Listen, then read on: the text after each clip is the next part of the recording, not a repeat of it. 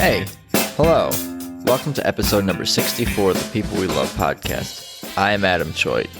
What's up? If you're new here, what I do is interview people from all walks of life, often comedians and other artists, about their lives and careers. It's casual conversation, but I also ask everyone to highlight someone they love, someone who they admire, who influenced them, inspired them, or supported them. For more, check out peoplewelovepodcast.com. That's peoplewelovepodcast.com. And the Instagram handle is People We Love Podcast. And you can find me on Instagram as well, Adam Choi, my name, if you want to follow me too. And remember to tap subscribe or follow on whatever platform you listen to podcasts on. And of course, 5-star positive reviews on iTunes are greatly appreciated as well. So, today's guest is actor and sometimes comedian Matt Larson, who was born and raised in Vallejo, California. Though a sensitive kid, he for the most part managed to avoid being bullied because he was tall. It also helped that he started playing guitar in middle school and also discovered a group of other weirdos to hang out with. It was around this time when he also discovered the comedy of one of his favorites and one of my favorites and one of the most prolific, talented performers of our era, Adam Sandler. Matt has had quite an interesting life with a lot of work experiences that you're going to enjoy hearing about. And this dude keeps it real. Let's just get into it. Here's Matt Larson. So it's good to see you today, Matt Larson. Good to see you too, Adam. Oh man, thank you for hopping on the Skype. I appreciate it. Yeah, this is cool. This is the podcast of the future, I guess. Yeah, I wanted to say thank you for dropping by the studio, or thank you for having me in your studio. But we're doing it virtually. In a way, we're in each other's studio. If you think we are. That's true. That may even be better and more intimate. Next level. And yeah, indeed. We're sharing virtual space or something. Yeah, and more intimate because we're not wearing pants, right? Yeah, no, I'm wearing pants. You don't have to. I might take them off halfway. I'm totally wearing pants. Yeah. So anyway. How are you doing? How are you surviving all this? I mean, we're not going to get into we won't go into the minutia and the science behind and the medical diagnosis of what's going on. But how are you? And you're talking about surviving because of the whole coronavirus situation. We are talking. Right? I'm asking about how you're dealing with the coronavirus situation. Yeah, I mean, it is still so early. The real trouble and suffering of it all, we're not going to see, I don't think, for another month or two, maybe. So you're an optimist is what you're telling me. Well, kind of. I mean, that's saying that it's going to get a lot worse in 1 or 2 months is, I think, a little realistic. But like right now, we still have plenty of food. We still have money to pay rent generally. But, yeah, if you're talking for yourself, you're speaking for yourself. For myself, yeah. Yeah. And by we, I mean I. Yeah. But when the funds go out, so far you can get food. There's plenty of food everywhere, but I'm just worried about paying rent for the next 3-4 months. Yeah, a lot of people are in some tough situations, and I don't know. I'm like I said to my last guest, I think I'm just going to start praying more because what else is there to do? Yeah, that's what our government's plan is to do. Yeah, great, wonderful. I mean, I'm relying on Mike Pence's prayers. Yeah, he's going to electroshock us all out of the virus issue. He'll electroshock the virus itself. Right, that's his solution for everything. Yeah, it said it took a virus conversion camp. Yeah, I mean, maybe if the virus can survive a static shock, we're in trouble. It'd be good to at least know some last resorts. Oh man. Anyway, but while we're still alive, why don't you tell me about your life, and we could get that. We'll get that on the record while we're still living for future generations to listen to this podcast as they're rebuilding society. So we can start from why don't we start from the hospital and driving home and. You tell me about that, and we'll get into. The hospital? You mean when I was first born? Yeah. What you remember from the hospital and from the drive home, if anything. Yeah. Well, actually, I don't remember, but my mom. So my parents had me a little older. My mom was 38. My dad was 40 for their firstborn, and they didn't think they were going to have me. And my mom wasn't feeling well one day and went to the doctor and said she said you might be pregnant to my mom, and my mom's like, well. If I'm pregnant, you can come skipping and dancing down the hallway. Then moments later, she looks up to see this really awkward woman awkwardly skipping and awkwardly dancing. That was the doctor. Yep, and that's how the news of me entered the world, which is pretty cool. Right. Did you come out skipping and dancing? I like to think so. Yeah. but I can't confirm that. Yeah. You learned That was before iPhones. Yeah, you learned how to do those to do those things later. What about like early memories from like, what are your earliest memories? 2, 3, 4 years old. That's kind of a fuzzy fuzzy time for a lot of people. But it was putting together a dog puzzle on the floor of my room with my mom. How many pieces was that puzzle? I'm going to estimate maybe 56. That's a good chunk for a toddler baby to do. Maybe that's why I remember it, because I was really proud of the accomplishment. Yeah. But so yeah, that was the earliest one. And then I remember in our first house when my parents came home with my baby sister. Yeah. I have that in my memory, which is fucking beautiful. I remember like the light was shining through the door. They came in with this little carrier and this tiny little person, and that was my baby sister. And how old were you at that time? I was about 4.5. So you do remember that moment. I remember that moment when I was 4.5. Yeah. And you were like happy about it. It sounds like you were like, who is this person like sucking up the attention? You weren't. Yeah, I don't know if I was like that aware of anything like that. I just remember it was a moment, Yeah. Well, what about from there? How did your relationship with your parents and your sister evolve and not evolve, but develop from there? Oh yeah. Well, we've always been a really close family. That's cool. Yeah, we don't associate with my dad's side of it all too much, but my mom's side, she has a brother and a sister. They both have kids, so we would, every Christmas, Thanksgiving, see all them. As we got older, that happened less and less so. But my dad was an old like a union working Vietnam vet sort of guy, but he was always real supportive about me doing whatever I wanted to do.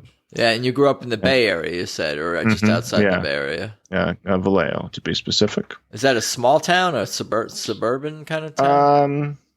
I guess it's smaller compared to like Los Angeles, but it's about 120,000, I think. Yeah. So it's a pretty bustling city. It takes 20 minutes to get across town, and there's a lot of businesses and there's 3 colleges. There's a Six Flags in the Bay Area. That's where that is. Are any of those places open right now? No, I don't think so. Because it's too late, or because of the virus, Paul? All of the above. Because of the virus. I can't imagine Six Flags is an essential service. I need my thrills. You don't understand. Yeah, what if you're a thrill addict? Like some people describe themselves as such. They have to break into the park. You gotta get on those coasters, man. I've seen some people sneaking into some bars. I'm not going to say. Oh, have you? I'm not going to say who. Oh, people know this. Yeah, I know. So I've seen some people going in Adam, bars. have you been sneaking into bars? I'm going to open a speakeasy. It's not a bad idea. No, everyone gets like their own isolated stall. Yeah, not delivery maybe, and there's just white gloves stick out through my door frame. Yeah, I went to eat at a place in Japan, and they're all about kind of like isolation when they eat. So we went to get ramen, and you sit down at a table, and there's little walls on either side, so you don't see the person next to you.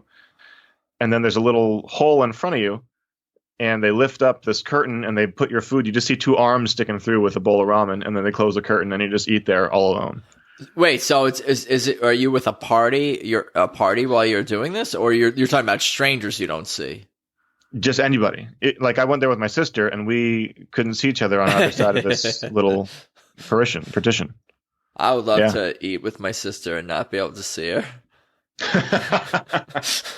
That's my goal. It was pretty great. No, except unfortunately, travel is down, and she's not located anywhere near me. But that's okay. Why don't we get back to your life? And my early childhood. I want to ask about elementary school. Like 5, 6, 7 years old. What you remember from there? What kind of kid were you? What were your interests?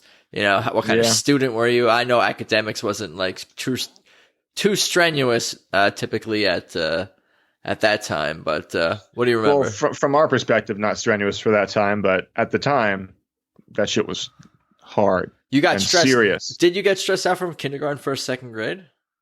Well, I always was a good kid, so I felt like if I didn't get good grades or do well in school, that I was like, I don't want to get in trouble ever. Yeah, I guess I felt a little bit of that too.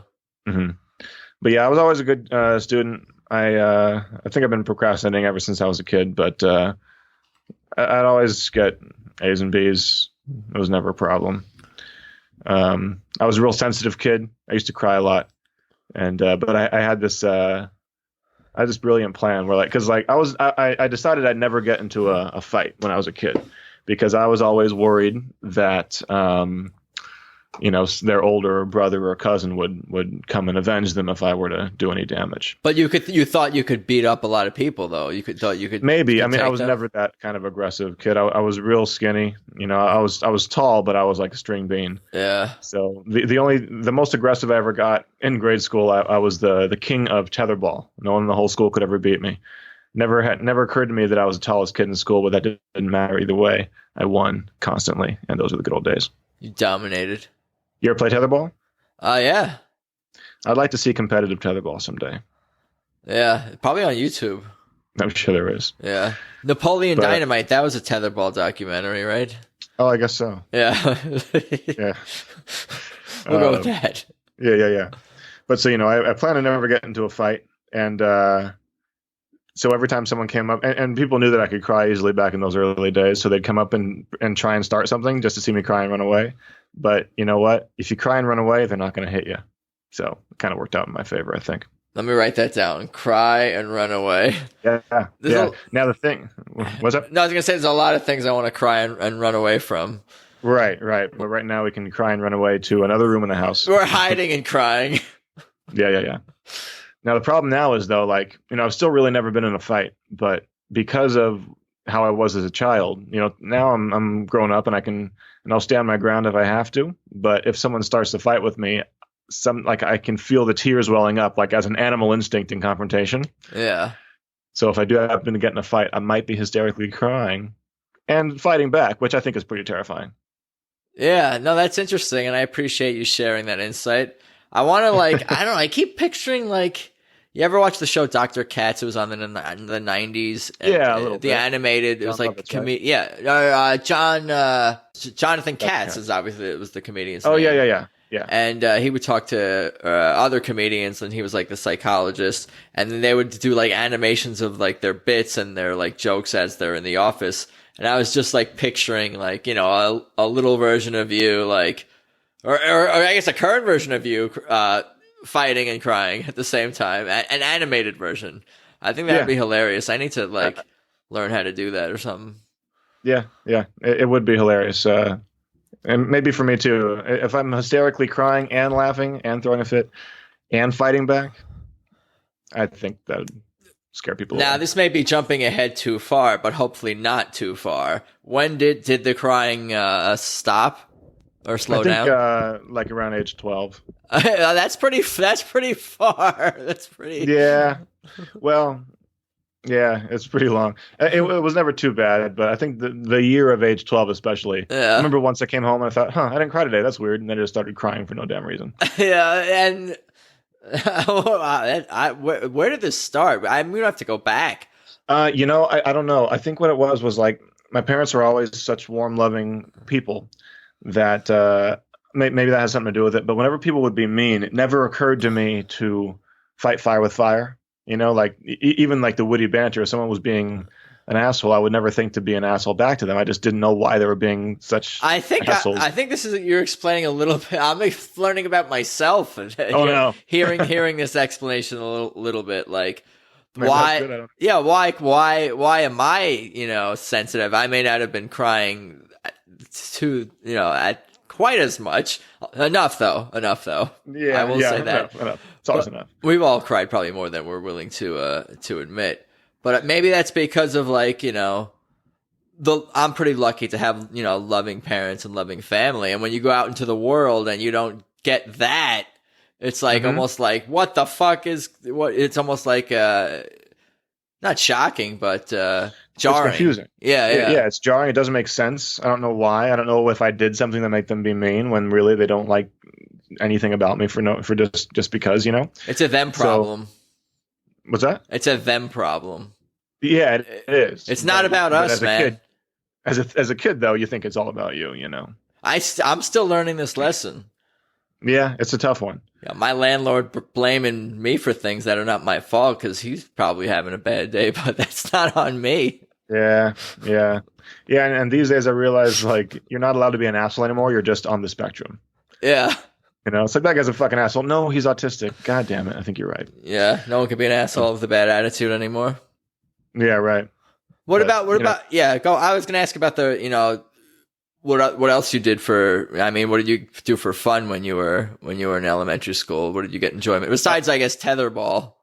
really, tetherball is all I can really remember. Really, from all of elementary school up from kindergarten to fifth grade was kind of like. Yeah, well, because I had such like a like a dreamlike childhood that I don't like. I only remember like the just moments here and there. My memory's always kind of been. Well, what about like? Did you play other sports? Were you interested in the arts? What were you watching? Yeah, what were you watching on TV, movies, all that stuff? Yeah. I'd watch Nickelodeon. I'd watch Doug and Rugrats and Snick, I think they called it. Ren and Stimpy. Yeah, I watched all that stuff too. Yeah. Yeah, I watched a lot of TV actually. TGIF with Step by Step and yeah, Family Matters and all that. Yeah, we watched all the same things, I think. Good old days. That's right. You, me? Yeah. But I played baseball a lot. Baseball and soccer. I was never any good. I never had that competitive edge. I have it now. I can tell. Too late. Yeah. No, it's never too late. You just have to be a professional athlete. Oh, yes. I was talking about to use the competitive edge to your advantage in other areas of life. If I knew what being a sports star would do for your life, I think I would have tried a little harder back then. Yeah, so you had talent. Maybe, but I would never be able to. I'm going to say no. Yeah, I did not have much. I did not have talent playing soccer. I had one good year of baseball just because I was the oldest kid on the team. Well, how old did you play these sports up until, and like how was it? Probably late grade, like maybe fourth grade through like 8th or 10th. Okay, all right, I got you. I have a lot of participation trophies. Yeah. What about besides a lot of participation? What about anything in the arts? Were you interested in? Did you do any acting or anything like that, or performing? It never even occurred to me back then. I used to set up my Ninja Turtles and take photos of them in dramatic poses. That was the most artistic thing I did as a kid. Yeah, were they like fighting each other, or like just you were just telling stories basically with pictures? I'd like to say that it was that artistic, but it was pretty random. I don't know what I was thinking exactly, but I did have some friends. We did draw like Ninja Turtle scenarios, things like that. So a friend of mine, this was in maybe 4th grade, and a friend of mine I remember this so clearly. He was drawing these like action characters, like fighters maybe, and they were really unique. And he had all these different stats to describe how they were and everything. And I thought it was really cool. So then I decided to create one and join him in this journey of his. And I remember I can still hear him saying it. He's like, it's kind of copying, he said to me. He thought I was copying his idea when I was just trying to join him. Yeah. And I don't think I drew ever since. Oh, wow. How those little things can have such an impact. It really crushed me. Yeah, you are a sensitive soul. I'm learning a lot. Am. And you know it too. Yeah, I know it. And it's funny because I think of myself as kind of sensitive, and other people can sometimes see me that way. Other people do not, but I meet people who are far less sensitive and sometimes more. So but yeah. Anyway, I have a theory. I think that the reason I'm so sensitive is just because I'm a considerate person to a fault. Like I am very considerate, which means other people get on my nerves so much because no one is as considerate as I am. Yeah, I can kind of tell that you are just from the interactions we've had in the short time that I've known you. Yeah. Well, thank you. I think. Yeah. Yeah. No. Yeah, that is a compliment. But Oh yeah. No. Yeah. I think it's a good thing. Yeah. But because because I wouldn't say something to someone to make them feel bad, or I wouldn't just do whatever. I have no examples. But when other people do things that I find are inconsiderate and things that I would not want to do, it pisses me the fuck off. Yeah. Now I'm upset. Yeah, no, I hear you. Now, what I'm upset about is you trying to make me, without knowing it, live to a higher standard as a human. I don't want that. I'm fine with my level of consideration. I don't want to become a more considerate person.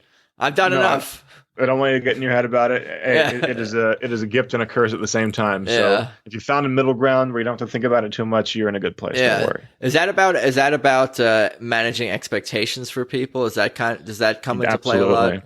Yes. Yeah. I like it. Like one thing is like I never get upset when I'm driving. Like I never get road rage because I have the lowest expectations imaginable for other drivers. Yeah. So many times I'm on the phone with someone and like, oh, what are you doing? They're talking to the other drivers that can't hear them. They're freaking out. I'm just like, why do you let that get to you? Just assume everyone out there is trying to kill you, and drive as safe as you can. Yeah, but you're like you're like me on steroids, but like a more zen version of me on steroids. If steroids was like some kind of I don't know, something else that was not steroids. Yeah. It's kind of a living hell in a way because I'm constantly, being critical. I've had people complain that I'm way too critical because I'm just curious about why people do things the way they do sometimes, and I'll be the only one. Like we have a neighbor right now who's not going to hear this anyway, but he has a dog that just barks constantly forever, and he's he's out all day, and none of the other roommates have said anything about it because they're too nice. And here I am, the new guy. I've been here for like 9 months. They've been here for a few years. And I said something, because I can't stand the inconsideration of him letting this dog just go crazy. And that leads to a whole argument about like, neglecting his dog and all that. But it's in such a place where it barks. It sounds like it's coming into the house because he lives in the back unit, So, but I'll say things, because I am, I just can't stand injustice and inconsideration. Yeah, no, that's good. You're taking action. But I need to pick my battles because I can start doing that about everything. And now I'm the guy that's always complaining. When in reality, I think we should all I think every month it should be like customary in the country where you check in with your roommates and say any pros and cons about what each other's doing, so you can live in harmony. Same thing for relationships as well. Hey, anything I'm doing that you don't like? Anything I'm doing that you really like? Okay, good to know. You should always just check in because otherwise there's no good time to complain. I feel like that's that sounds good on paper. It does. It really does. In reality, it would not work out. But you're right. You're right. And fuck that dog. Oh my God. It's not the dog's fault. It's his fault. But man.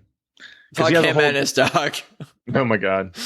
Yeah. When it comes to dogs and people you live with, that's been the biggest source of contention since I lived in LA.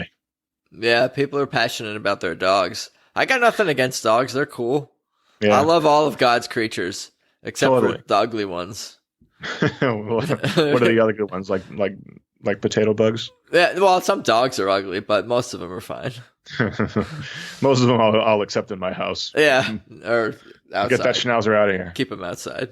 Schnauzer's cute. I don't even know. But anyway, back to your life. When did you discover Adam Sandler? Was that later? Because we can get to that Adam Sandler was definitely high school. That was high school. I got because he used to make those CDs, those comic albums. Of course.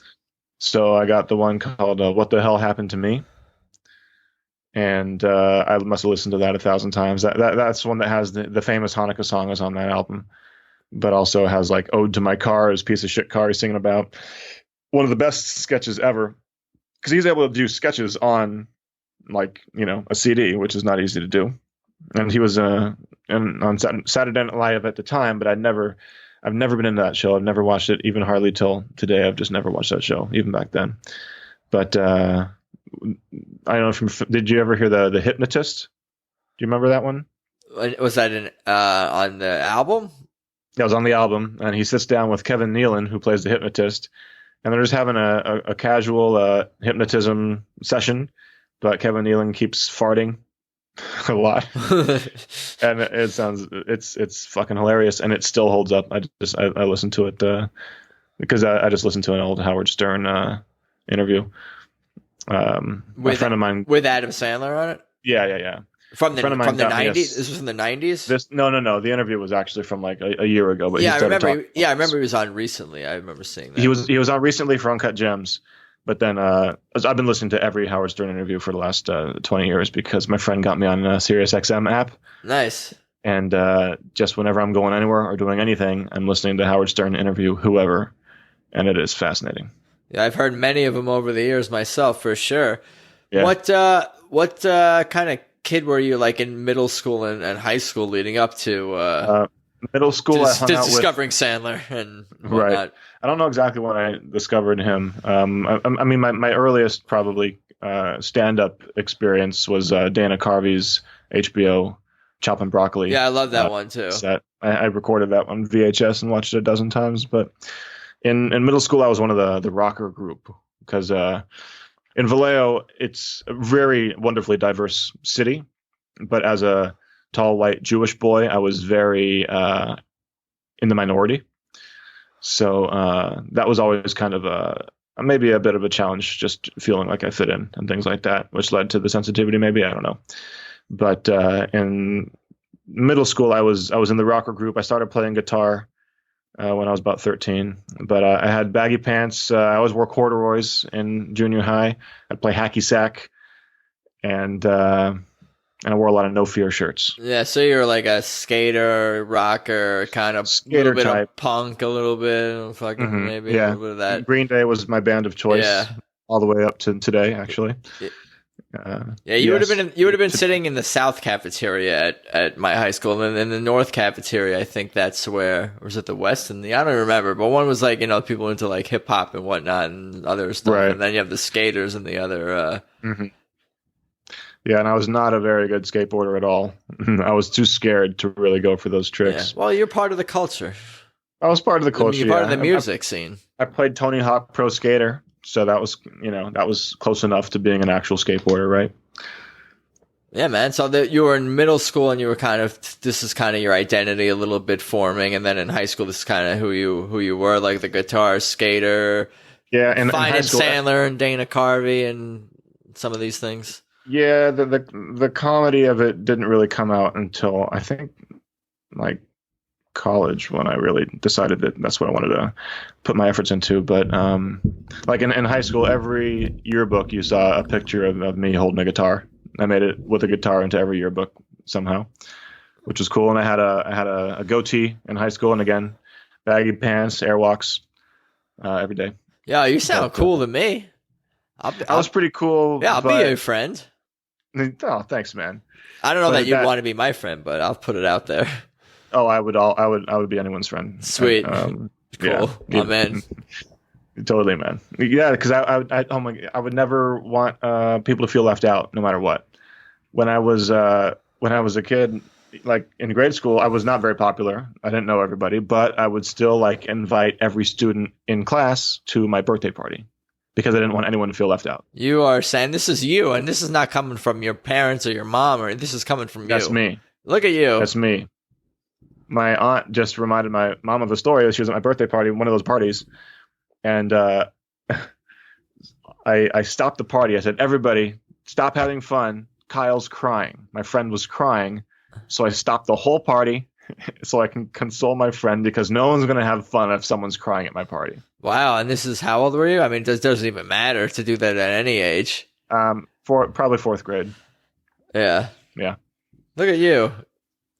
So I'm always so concerned about other people's feelings and saying the right thing, So like it would cause some anxiety though, because I'd be up all night wondering if something that I said hurt someone or got taken the wrong way. Oh man. I can't see how this might affect other areas of your life as you grow up into adulthood. Yeah, man. Oh man. It's tough. Yeah, I would not stop the party for Kyle. I would console him, but nothing stops this train. Yeah, looking back, it probably made him even more embarrassed, because now all eyes are on him. Yeah, you get your extra attention to him. Yeah. Hey, everyone, look at Kyle crying. Yeah, you know what we should do? Yeah. We should say Kyle's last name. No, don't say Kyle's last name. No. That's okay. No, I won't. I think he's a police officer now, though, so he's okay. Yeah. But yeah, I should have just taken him out into the shadows and been like, "Hey, man, what the fuck are you doing? Yeah. Get your act together." Yeah, to give him I'm the only one who cries around here. Yeah, give him tough love while you're crying. Yourself. I'm the crier. Yeah. I'm the crier now. Don't steal my thunder, dude. Exactly. Oh man. So high school was a decent experience, it sounds like, overall. It was okay. Like I didn't play I didn't play sports. I played guitar with a bunch of weirdos in the quad, and it was a small group, maybe like 10, 15 of us. We were not the cool kids. We were not popular. We were maybe like the outcasts, I guess, if you had to put us in any category. Yeah, that's cool though. I like all that. That sounds good to me. Yeah, it was a close knit group. Fortunately, I never got into too much trouble. Yeah, it sounds like being tall can be overrated. How so? Just based on what you're telling me, like you're like, I was tall, but like I'm dealing with some of these issues as a kid and whatever. Like it's not going to solve your problems. Oh yeah, no. I mean, maybe being tall meant I never really got bullied. Fortunately, because I was so they could have bullied me so easily. They have no idea. Yeah, but I never really got bullied. Thank goodness, because I would not have been able to handle that. So maybe that came out. Although one time someone really tried to pick a fight with me in high school. I was hanging out with my rocker friends, still a rocker in high school officially, and someone just pushed me violently from behind. And I remember I spilled my orange soda on my shirt a little bit, and I was like, "Hey, what the fuck?" I turned around and it's a very large girl who looks at me and is like, "What's up? Let's go, white boy." I was like, "Oh God." And my friend, that's a no-win situation for you. No-win situation at all. And fortunately I didn't start crying. That would have been really made it. That would have been a lose situation. Yeah. So I didn't know what to do. So I leaned into my friend, Chris, and I said, this girl's trying to fight me. What the fuck do I do? And so he was eating his lunch, and he was a very intimidating guy. The sides of his head were completely shaved back in, the year 2000, before it was very popular these days. He had a dyed green ponytail, and he was wearing a trench coat. So he was a very scary looking kid. I picture it. Yeah. I'm not going to say what he looks like, but go on. Yeah. So he just casually ate his lunch as she was trying to talk to me through him, and I just waited for the bell to ring and then cried and ran away. Wow. Just like the old days. But that kind of worked in a sense. Hey, it worked brilliantly, and she never bothered me again. Yeah. But what was that? What do we know what that was? That's again just she having a bad day and a bad life, basically. I feel like that was them saying, "Hey, look at that white kid over there. Wouldn't it be funny if you went and tried to fight him?" Yeah, I see. I think that's all it was. It's almost like performance art. Yeah. Yeah. And I'm sure they thought it was hilarious. Yeah, you're just not a willing participant. Or you would prefer not to be. Right. Yeah, where's that girl today? No idea. I don't even know her name. Yeah, should we fight her? Should we finally make it happen? I think I've chosen to believe that she's come to her own justice with. She's in MMA now. Oh God. Maybe. That would be good for her. Quite something. It would make sense. I mean, she's not afraid to pick on someone taller than her. So yeah. And what were your plans after high school? Did you go to college? Did you know what you wanted to do? Study? Yeah. Where do we go from there? I didn't know what I wanted to do. I remember in high school, a friend of mine said that she was in the school play, and I remember thinking, "Oh wow, I want to do that. I really wanted to do that." I didn't know about the auditions though. But I just remember that the first moment when I thought I could act was when my friend said she was in a play. This was in high school. In high school, yeah. But I never ended up. I didn't act. Well, actually, in high school, also, I was in this. The Masonic lodges. Yeah. And the Masons. Yeah. So there's a youth version of that called DMLA. Yeah, you're youth Illuminati. Got it. Pretty much. Okay. I've been hearing that for a long time. There you go. So, in high school, like instead of playing sports and all that, I was pretty big into DMLA, which is weird when you talk about it and kind of weird when you're there doing it. But it gave me some really great public speaking skills, and it gave me my first acting experience because to initiate new members, you reenact the life of Jacques Desmoulins. Are you supposed to be telling me this? Am I allowed to be knowing this stuff? I'm choosing my words very carefully. Yeah, and Jews are allowed to be Masons. Yeah, they just you have to believe in a general higher power. They didn't preach any specific I religious see. creed, even though sometimes people would end their prayers with "in Jesus' name," and I thought that was very rude of them. Yeah. But you What for about the Jews yeah, or other. or other? Yeah, Yeah, other. or the Wiccans. Or, yeah, I know. Yeah, Uh, but it sounds like it was a good experience and good group of people you connected with. yeah, it was a great experience. I ended up, I lost my virginity at one of the events we went to, and it did a lot for me. And There you go. yeah, and it taught me acting and public speaking, and those were my two majors in college. I majored in theater arts and human communications. What about what movies were you watching in like high school and early college? Were you into movies? Were you watching Sandler? It sounds like Sandler's influence on you was really those the albums, or was it not so much Man, SNL? Jim Carrey was I was really into his, especially now that I think about it. Totally forgot about Jim. But like Ace Ventura, Austin Powers, Billy Madison, Happy Gilmore, that whole circle. Although in third grade, I did watch Ninja Turtle: Secret of the Ooze every day for a full year. But yeah, so I was always watching comedies though, goofy comedies. I remember The Pest with John Leguizamo. I remember, all that silly stuff. Yeah. So Happy Gilmore was one of the Sandler ones that you recall. Happy Gilmore and Billy Madison. Yeah, Billy Madison. The Water Boy. Yeah, Billy Madison is one of my favorite movies of all time. I'm quoting Genius that all. Premise. Yeah, I'm quoting it all the time. Oh yeah, what are your quotes from that? Oh, you're not cool unless you. What did the old lady say?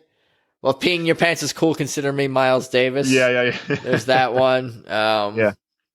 There's just so many moments in that movie. Chris Farley's funny in that movie too. Yeah, as the bus driver. Yeah, man. Did you see Adam Sandler? He just on his new special, he has this big tribute to Chris Farley. No. No, I didn't see that, but I saw him on. I think I saw him on SNL. Was he on SNL recently too? Yeah, I think he did it on SNL. Yeah. Yeah. Really awesome. I always try to catch those things when they pop up for sure. I saw he did a song. I saw the song he did. I think that was on this special when he did a song about Chris Farley. Yeah. That was on 100% Fresh. Yeah.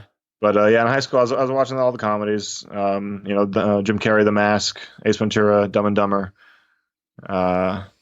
Constantly, all the goofy stuff. That's what you were into, the goofy stuff. Were you ever into like anything else, like horror or crime? I've never been into horror, and I'm still not into horror. Yeah. Every time I think I can handle it, I go and see one, and then I have to move. You have to move to a different location. Move to a different apartment. Because I come home after seeing the movie, and I just imagine these ghouls or whatever is in the movie. I just imagine popping up all through the house. Why are they only in your current apartment and not where you're going to? Just because when it's most active in my mind, that's when I can visualize. So like when I go back home to my parents' house, I still imagine the same crazy things in the same places in the house, and I just even now, as a fucking adult, I'm running scared through my parents' house when I go home to visit, and it's really embarrassing. Yeah. So the basement used to scare me a little bit. Basements would scare me a little bit, but that's about it. Not really other rooms in the house. Yeah. Scared of the laundry room. No. I still get spooked. Even like when I go and take the garbage out at night, I'll tell myself I'm totally fine, totally calm, and all of a sudden I'll just get a chill, and I'll run into the house. Yeah. Oh man, maybe you have sixth sense or something. Maybe. Or hyperactive imagination, or maybe I'm just a bitch. I don't know. Yeah. Maybe it could be all a combination, possibly. Maybe. So tell me more about college. Where did you go to school? Chico State. It's in Way NorCal. It's Playboy Magazine's 1989 party school of the country. Nice. So it used to be on the map for how crazy their parties were. When I was there, it was kind of the tail end of the huge craziness where like they'd have, cops on horseback up from Sacramento, which was 2 hours away, to protect everyone on Halloween. But, there's always someone would get stabbed or worse, some of these big things. So they had to cut down on a lot of those crazy parties. People are stabbing each other at the parties. It would always happen, like every Halloween, usually. Wow. Yeah, there's somewhere in the city. Just people are insane. But I really shouldn't have that as my introduction for that school. I was thinking in my head. I'm like, that's a great. That should be in the brochure for the college. No, I'm sorry, Chico State. It's funny. I don't know. It's just I didn't expect you to say stab. They have wild parties. There's an overdose, maybe some fights. People get stabbed, right? Well, people from the whole state would just flock there for some of these big events. That escalated like quickly. The Labor Day float down the river and all sorts of stuff. And I don't know how much of that they still do. But but as far as like a college experience, it was pretty textbook perfect as far as what you want. They have a really awesome bar scene, and you can walk to everything. It's a really small community, so it's a college town. During the summertime, it became a total ghost town. So it's really cool in that regard. Unfortunately, I realized soon into freshman year that I'm not a real big partier, and I don't like that scene at all. But I was there for 5 years. Yeah. And social awkwardness was predominant for the first 4.5 of those 5 years. You're funny. But you were studying, you said, acting and... Yeah. And what was acting was the first elective I remember wanting to sign up for, just because I had no reason why. I just knew that I felt like I wanted to explore that. And but who majors in acting? That's not a very viable career path. So your major was, what did you say? By the end, I was a double major with acting and communications, like speaking. I wanted to do plays, and I wanted to be on the speech team. Gotcha. So basically, that was what I majored in. My first major, though, was psychology, because I thought if I could do any regular job, I could be a therapist, which I am for a lot of my friends and family. Yeah. But I was turned away from that because a lot of the coursework was all focused around kids. And I didn't want to learn about kids. I wanted to learn about adults and their problems. But now that I am an adult, I realize that we are all children. So, and child development really sculpts who you're going to be.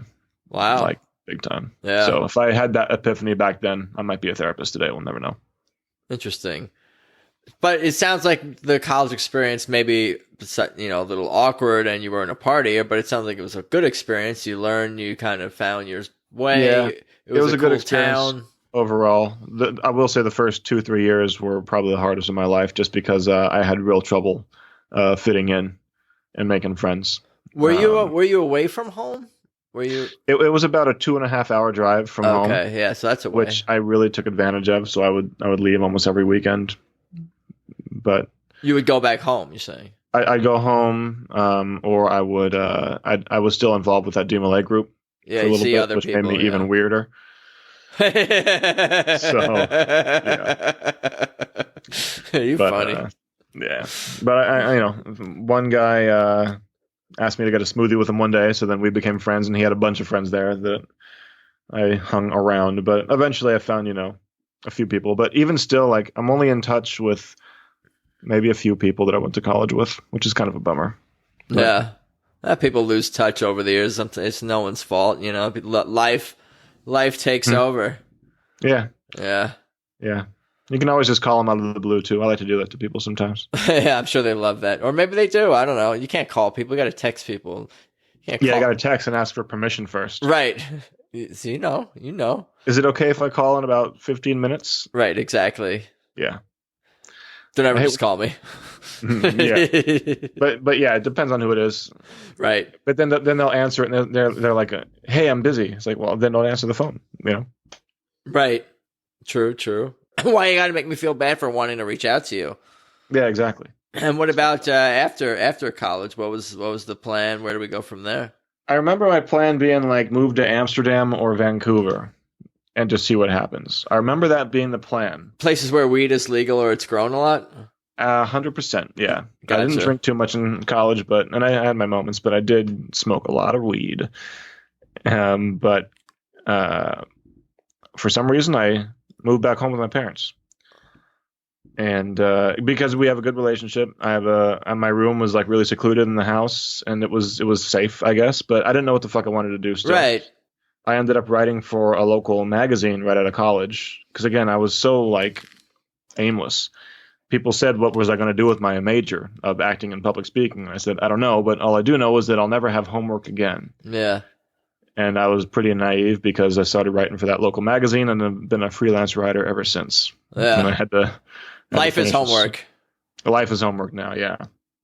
So I had to even finish the story before we had this call today, which, you think it gets easier, but it's tough sometimes. Do you enjoy freelance writing? What kind of stuff did you say you were writing? So like today I had to write a story about Memorial Day celebrations. And I was going to focus around the veterans home in Yountville. And I was trying to get a hold of them to do a phone interview or get some questions, but they're so busy right now with the coronavirus preparation that I'm lucky. They sent some photos at least, thank God. But so it was not a very fun story to write though, because it was kind of like a research project because I just had to use what I could find online. But I'll do stories on nonprofits, big fish in a small pond, big people in the community. Sometimes it's can be really awesome and fulfilling. Yeah, that's kind of the human interest stories tend to be the ones that you enjoy the most. Mm-hmm. I got to do a story on this doctor who is based in Oakland or Berkeley, and he takes a team of people twice a year to go to this little village in India, and they've already lined up a bunch of people with severe spinal scoliosis because he's really good at that surgery. So he just goes and saves 10 people's lives or changes them for the better twice a year, That's cool. So I got to do a story on that, which was one of the highlights of 10 years of doing it. But, get some pretty cool assignments sometimes. And what about post college? Your journey into acting and stand up and performing and all that. Yeah. How did that road take? In college, sorry, I cut you off. No, you didn't. So college, I did do a lot of plays, and when I left college, they kind of prepared you to be a stage actor. I had no experience in front of a camera because I was a little old fashioned back then, but. Shortly after college, I got into a improv comedy troupe. This is in the Bay Area. Yeah. And where you're from. Mm-hmm. I just happened to look on MySpace groups one day, and there was auditions for an improv comedy troupe in Vallejo, where I lived. And I got in, and it was called the Rats in the Alley, and I was with them for about 2.5 years. Nice. And that was so much fun. We had this weekly show at a local pizzeria, and we'd have up to 70 people there sometimes every single week. And we had free pizza and beer. Oh man, it was and it's awesome all improv. You said, mm-hmm. Short form, like Whose Line Is It Anyway, kind of games. But it was so much fun, and that was really cool. And I did some plays in the community here and there. I was Danny Zuko in Grease, but nothing too big. I don't know why I didn't. Well, I didn't want to. I just wasn't ready to move down to LA yet, so I would just audition for whatever I could in the Bay. I got on one of those crime reenactment shows called Wives with Knives, which was on Investigation Discovery. So that was my big moment. I was on set for 4 days, which was awesome. And that was shot in the Bay Area. Okay, cool. And then I also ended up. So I worked for that magazine for a couple of years, and magazine went under. And then I got a job as a shows announcer at Six Flags. So I was the voice for the whale and dolphin shows, which was a lot of fun. Yeah, that's cool. Yeah. What kind of things did you say? What kind of things do you remember? Any of the things you said? Or good afternoon, ladies and gentlemen, and welcome to Six Flags Discovery Kingdom. And they're nice. Projecting out to an audience of 3,500 people. Wow. You get nervous at all? No, not at all. Because I had a script and I knew exactly what I was supposed to say. Yeah. Sometimes, like at the time, they had a whale, Shuka, and she has since been moved to SeaWorld, and I've heard she's doing a lot better down there because she was alone up there. It was really sad. But she sometimes the whale Shuka wouldn't want to perform that day, so you'd have to fill space and improvise and say anything else you could. So sometimes that would be a little stressful, but otherwise it wasn't too nerve-wracking. I got to be one of the shows was the Sea Lion show. You had to dress up as a pirate, And so I'm interacting with seals and sea lions on stage a little bit. One of them had to burp into the microphone. So that was a lot of fun. A lot of fun. One song, like, because there's a tiger show, a sea lion show, bird show. And collectively, I remember once on a Wednesday, I performed in front of like 12,000 people. Wow. It's pretty cool. So that was awesome. Meanwhile, I was doing the improv comedy shows with the troupe, and I was also producing a stand-up comedy show in Vallejo, which was kind of my career for a little while. Yeah, were you a stand-up at that point, or you were just producing the show? Or shortly, yeah. I hosted every show that I produced, but I didn't do stand-up a lot in between shows that I was doing, so I kind of treated that show of mine as an open mic, which meant that I would usually just totally bomb up there. Had you done? I was gonna ask, had you done open mics? What was your stand-up experience sort of up until that point of creating this show or producing the show? So I graduated in 2007. I started the show in early 2009, and before then, I had really just started doing stand-up. I've done some open mics, some small shows, but I wasn't like grinding by any means. Right. Yeah, my mom was really active in the community, so she knew a restaurant owner who wanted to do a comedy show, and she suggested me, and that led to like a 7-year producing career, which is pretty cool. Nice. Yeah, I was gonna ask, what is the stand-up acting balance in your life? And we can kind of work up to the present. Yeah, that was kind of a problem actually, because I always wanted to do everything, which meant that I never really put all of my eggs into one basket to be the best at one thing. So I would do a little stand up here, do a little acting there, a little improv here, but and I was good enough where I can get by doing all that. But I was passionate about all of it at once, which meant that my talents were stretched to cover them all, I guess, if that makes sense. No, that makes sense. I was always passable, palatable, but I was never, amazing. Yeah, I got you. Which is all good. Yeah, so what about how did we end up in Los Angeles? I was 29 and I was still living at home. I had moved out of my parents' house when I got that job at the magazine, but then the magazine went bankrupt, and all of a sudden I was living off unemployment. So I back with my parents until I was 29, which is pretty long, but they're cool. They're older, and I just at the time 3 of my best friends lived in LA. I felt like I did pretty much all I could do in the Bay Area, and in the Bay, I got a couple commercials locally, and I'd done that little crime TV show, and I produced my comedy show, and I had a lot going for me up there in the Bay. So I thought if I could do what I've done in the Bay on the Los Angeles scale, then that could be great. So yeah, I decided to move on.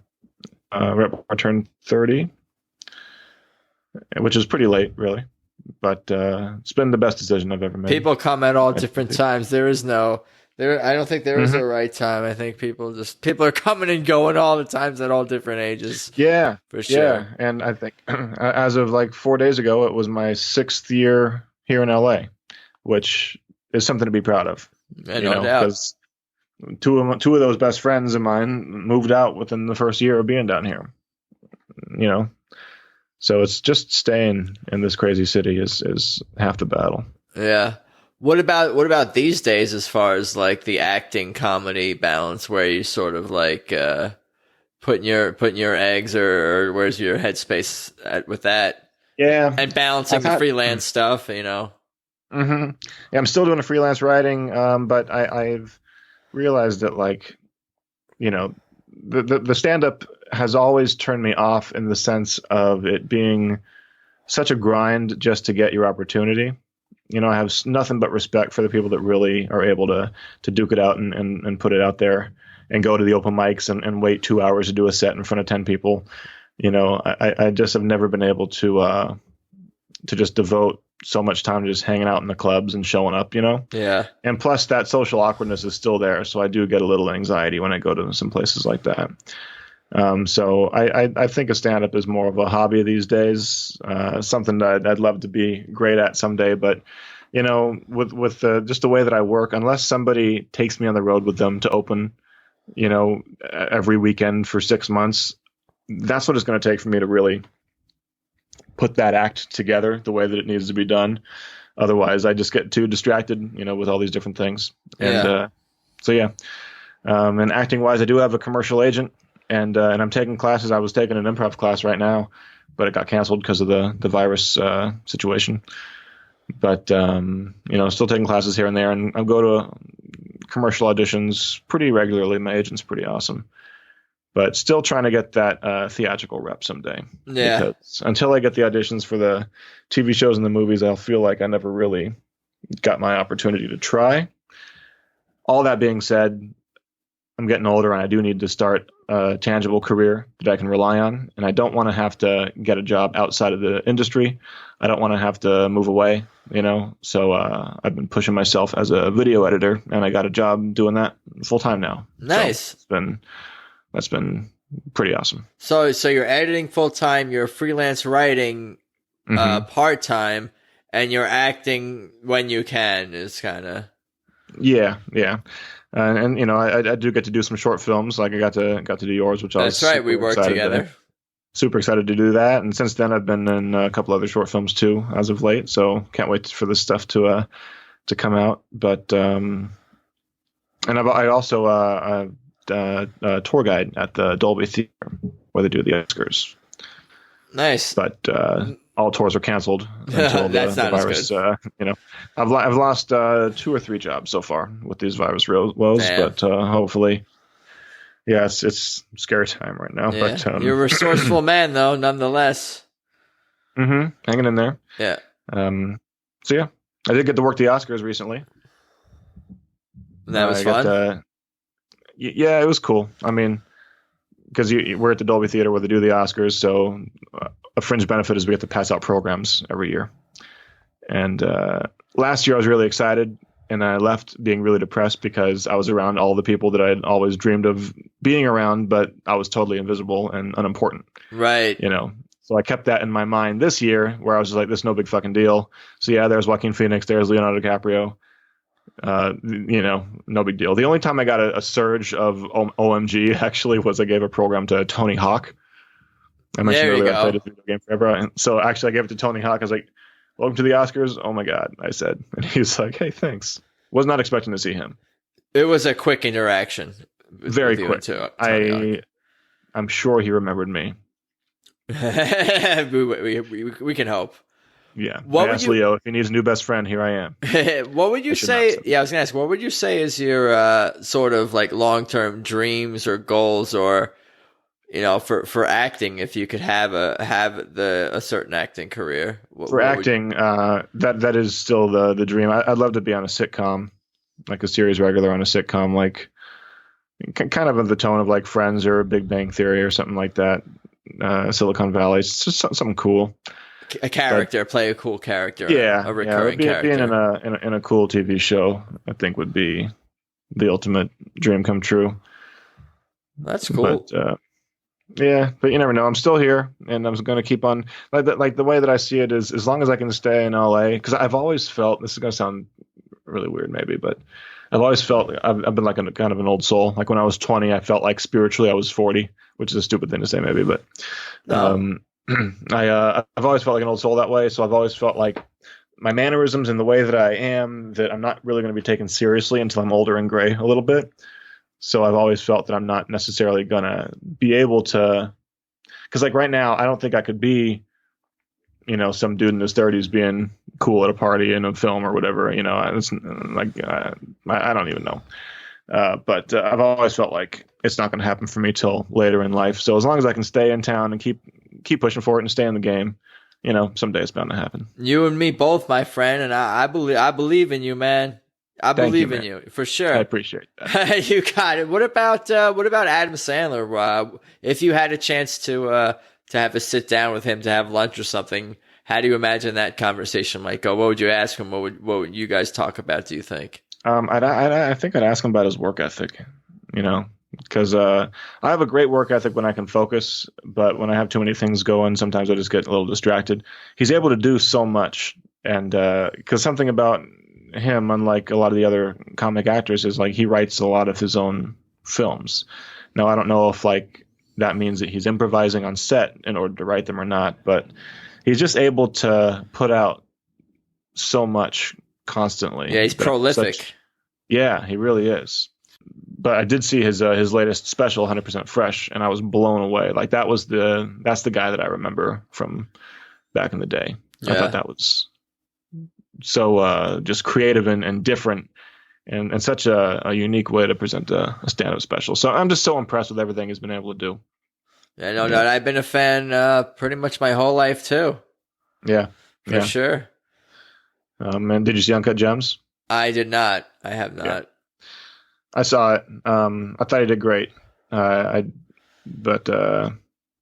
So I hope that it'll lead to more opportunities for him to get some really awesome roles like that. I heard the movie gives people anxiety, but I also heard that that's kind of the point. That is the point. But that being said, it's kind of one note. I felt. It was just a constant stress. I remember leaning over to my friend like 3/4 through the movie. I said to him, "I can't breathe." Oh my! Yeah, I can't wait to watch that because that's what we need right now. Perhaps Billy Madison might be better at the current moment for me and many people. Yeah, I did just watch The Waterboy again. Yeah, there you go. And that holds up so well. That's a funny one too. I want to hang out with Adam Sandler. I want to be part of that crew. Yeah, a friend of mine saw him somewhere in town at a movie theater, and he said he was just like casually making eye contact with him and didn't even realize who it was until it the familiarity kicked in. He's like, so he's just looking at him. He's like, whoa, he just totally freaked out. So Adam totally saw that. Yeah. And then later they went to go see the same movie, and he saw Adam Sandler like a couple rows in front of him taking his seat. And I think that he must have done it on purpose because he recognized my friend in the audience. But right when Adam walked in front of him, he just ripped a huge fart. Wow. Yeah. It was something that only someone like Adam Sandler can get away with. So Adam Sandler farted in a public movie theater in Los Angeles? I'm putting that on record. Yeah. Sorry, Adam. According to my friend, anyway. We are breaking stories. Yeah. We are breaking stories here. This is gonna surpass the coronavirus headlines. Yeah, it's definitely gonna be trending on Twitter. We know that. But on that note, if there's not anything else that you'd like to mention or cover or talk about, I appreciate your time for sure. I'll give you the floor. Man. We can talk about whatever else you want to talk about, or feel free to promote anything else. How people can find you. Yeah, I guess follow me at Mars Leg Strong on all the social media. Just like it sounds out there. Just like it sounds. There's a lot of Matt Larsons, but only one Mars Leg Strong. What is the origin of that? It was from one of my earliest comedy sets. I used to do a lot of wordplay, and I still do. But I thought, the old book, Men Are From Mars, Women Are From Venus. Yeah. All these women named Venus, but so few men named Mars. That was before Bruno Mars. Yeah. And then all these Armstrongs as a last name, but no Leg Strongs. Oh, so I see what's Mars Leg Strong. That must be the rarest name in all the land. Yeah. And basically, like whenever I need a login and my login's already taken, Mars Leg Strong is never taken. Yeah. So MattLarson.com has been used up for the last 12 years, but MarsLegStrong.com was mine for $10. Well, that explanation makes a lot of sense to how we got to that. I'm glad I got that knowledge. Yeah. It does kind of sound like same initials. Yeah, same initials, same amount of syllables. There, I knew it was some spin-off on your name for sure. I figured that out. It's close enough. Yeah, all right. Well, I'll call you Mars moving forward if you want. I've thought about using it as a stage name. I don't know. Sweet. Well, again, I appreciate your time. Thank you again, and thanks for having me. Really for sure. Stay well, stay healthy, and let's talk soon. Sounds good, man. Later. So there you have it. My conversation with Matt Larson. That was fun, and the whole Skype thing worked out pretty good, I think. For real, I appreciate Matt's time, his honesty, his vulnerability, everything. Anyway, for everything about this show, of course, head to peoplewelovepodcast.com. And I think that's about all I got for today. I appreciate you guys listening. Stay healthy, stay safe. I hope to see other humans again soon. Thanks as always, and let's talk soon. Peace.